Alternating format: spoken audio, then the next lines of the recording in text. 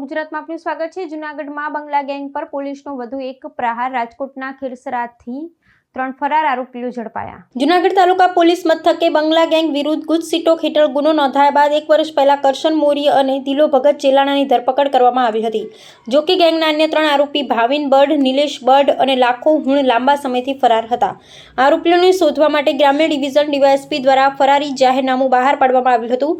તેમજ તેમની મિલકતો જપ્ત કરવાની કાર્યવાહી પણ હાથ ધરવામાં આવી હતી। દરમિયાન પોલીસને બાતમી મળી હતી કે 3 આરોપીઓ રાજકોટના ખીરસરા ગામે છુપાયા છે, જેના આધારે એલસીબીની ટીમે દરોડો પાડી 3ને ઝડપી પડ્યા હતા। પોલીસે આરોપીઓને કોર્ટમાં રજૂ કરી 5 દિવસના રિમાન્ડ મેળવ્યા છે। ઝડપાયેલા આરોપીઓમાં ભાવિન બટ્ટ સામે 14, નિલેશ બટ્ટ સામે 9 અને લાખો હુણ સામે 9 ગુનાઓ નોંધાયેલા હોવાનું સામે આવ્યું છે।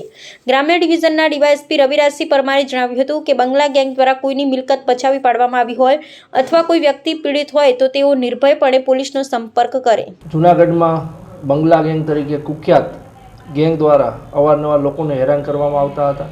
તે અન્વયે બંગલા ગેંગ વિરુદ્ધ જૂનાગઢ તાલુકા પોલીસ સ્ટેશન ખાતે ગુજસીટોકનો ગુનો દાખલ કરવામાં આવેલો હતો। જે ગુનામાં 2 આરોપી કરશન ગલા મોરી અને દિલો ભગા છેલાણા હાલ છેલ્લા 1 વર્ષથી જેલમાં છે। આ અન્વયે જે 3 આરોપીઓ બાકી છે, ભાવિન ખોડા બટ્ટ, નિલેશ ખોડા બટ્ટ તથા જાદવ ઉર્ફે લાખો સાંગા હુણ, જે 3 આરોપીઓ છેલ્લા 9 મહિનાથી અલગ અલગ જગ્યાએ નાસ્તા ફરતા હોય, જે અન્વયે જૂનાગઢ ગ્રામ્ય ડિવિઝન ડીવાયએસપી દ્વારા તેઓનું ફરારી જાહેરનામું બહાર પાડવામાં આવેલ અને તેઓને મિલકત જપ્તીની પણ કાર્યવાહી હાથ ધરવામાં આવેલ હતી। તે સમય દરમિયાન માહિતી મળેલી કે સદર આરોપીઓ એ રાજકોટ ગ્રામ્યમાં ખીરસરા ખાતે છે છુપાયેલા છે।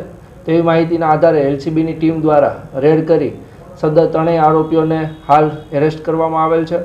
જે પૈકી ભાવિન ખોડા બઢ વિરુદ્ધ 14 ગુના નોંધાયેલા છે, નિલેશ ખોડા બઢ વિરુદ્ધ 9 ગુના નોંધાયેલા છે અને જાદવ લાખા સાંગા હુણ વિરુદ્ધ 9 ગુના નોંધાયેલા છે। હાલ આ 3 આરોપીઓને જ્યુડિશિયલ કોર્ટમાં રજૂ કરી તેઓના દિન 5ના રિમાન્ડ મેળવવામાં આવેલા છે અને આગળની કાર્યવાહી ચાલુ છે। અને આપ સૌ મીડિયાના માધ્યમથી સૌ નગરજનોને એક અપીલ કરવા માગું છું કે આ સદર બંગલા ગેંગના આરોપીઓ દ્વારા સીધી કે આડકતરી રીતે કોઈ પણ વ્યક્તિને હેરાન પરેશાન કરવામાં આવેલા હોય અથવા કોઈની પણ મિલકત ગેરકાયદેસર રીતે પચાવી પાડેલી હોય તો તેઓ જૂનાગઢ ગ્રામ્ય ડિવિઝન કચેરીનો સંપર્ક કરી શકે છે।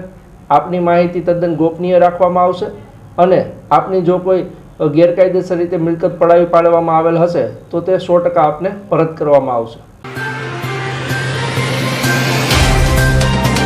तो व्हाट्सएप, ट्विटर, फेसबुक, इंस्टा जहाँ भी आपका अकाउंट है, इसे शेयर बटन के द्वारा वहाँ पर शेयर करें।